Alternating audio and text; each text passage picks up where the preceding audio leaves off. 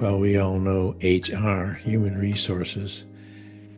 Human resources classifies employees, makes sure they're on the payroll, makes sure they're properly paid, and of course, many other functions that are broader and more important. But HR is there to take care of the company overall. And the H, humans, are the company, not just the bosses or the owners or the stockholders.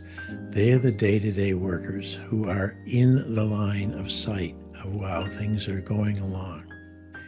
In this instance, Eugene came to work in a machine shop just a few weeks before this event occurred.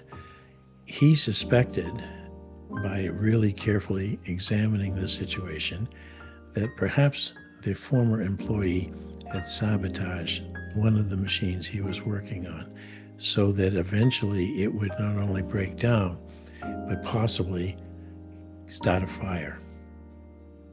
Sure enough, he learned that the person who just left under a cloud and was angry. That gave him part of the picture. But because Eugene had worked on the same brand of machines at his previous job, he knew how the machines in front of him should sound, should stand as temperature, and should perform in terms of output. This machine that he's focused on right now and has his attention is making just the slightest off sound that his ear picked up. He also would put his hand on the casing. It shouldn't be hot, it should be cool, because that's the way the machine was designed. But no, he felt warmth. And then the output was not coming out as smoothly. There were some misfires, if you will, in terms of what came out on that process. So this alarmed Gene, but he was new on the job and thought, wow, I'm leaping to a conclusion here that this is sabotage. And maybe it's just finally malfunctioning because it's an old machine. But he said, I can't fix it myself. And so he had to call on his team lead, and he showed him the heat on the casing, and he talked about the sound. And they looked at it together, and that's when the team lead said, you know, Gene, I think Robert might have been messing with this machine. I saw him just before he stormed out when we gave him his firing notice, that he was sort of in the casing there, which you're never supposed to be. And he slammed it down very quickly when we came to the table here. So let's assume that it's not just maintenance, but a security issue. And let's bring in that expert, the one who really knows when there's been something like, as you said, within so many words, sabotage.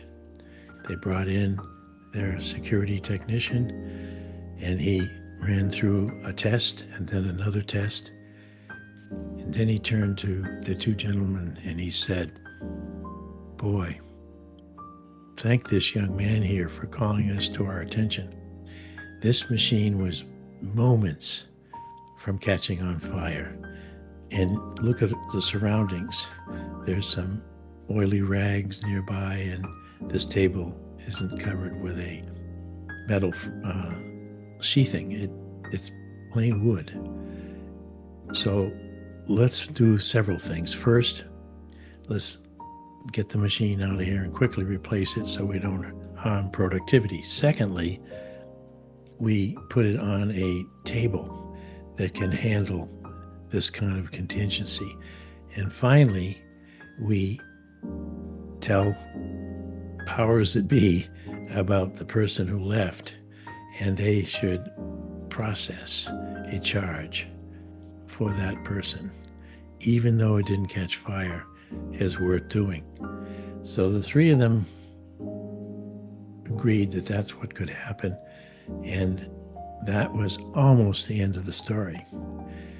It went to the higher management of the company, and they thought the lawyer actually told him, we can't really pursue something because we only have the word right now of these three men, and it didn't really catch fire. It could have been something else. We can't go after this former employee legally, and so we won't.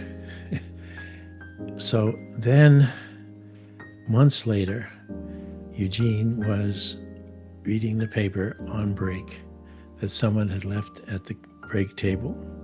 And sure enough, there was a small article about a company nearby that had had an accidental fire in the same kind of machine shop, and it was attributed to the same kind of machine. So apparently that person who was left them in this problem thought maybe this wasn't the place for him either, and repeated his actions. They caught him, and that is the end so far of this story.